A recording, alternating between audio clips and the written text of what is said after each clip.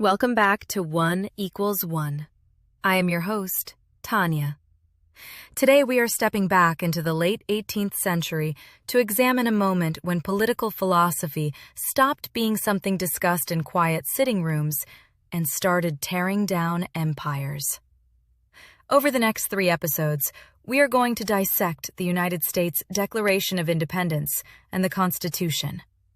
But before we can understand the documents, we have to understand the crucible in which they were forged. When we look back at the American Revolution of 1776, it's easy to view it as an inevitability.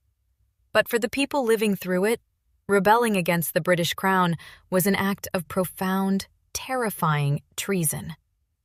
To make that leap, the American colonists needed more than just anger. They needed a new framework for understanding human existence. They found it in the Enlightenment. Prior to this era, the dominant political theory in Europe was the divine right of kings. Power flowed downward, from God to the monarch to the subjects.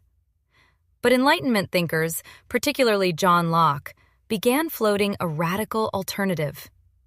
What if power flowed upward? What if human beings were born in a state of nature, possessing inherent, unalienable rights like life, liberty, and property, long before any king wore a crown? Under this new philosophy, a government is not a divine mandate. It is merely a tool, a social contract created by the people to protect their natural rights. And if the government fails to protect those rights, the contract is broken. This intellectual climate collided violently with the reality on the ground in the American colonies. Following the French and Indian War, the British Empire was deeply in debt. To balance the books, King George III and Parliament began heavily taxing the colonies. But the friction wasn't really about the money. It was about legitimacy. The colonists had no direct representatives in the British Parliament. The rallying cry, "No taxation without representation," was fundamentally a philosophical grievance.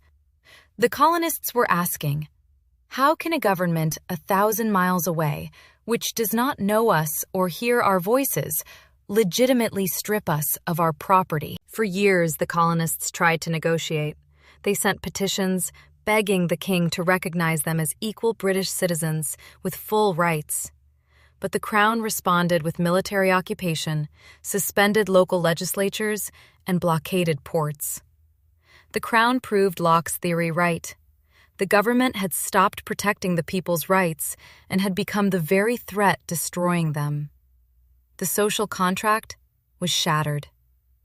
The time for asking for reform was over.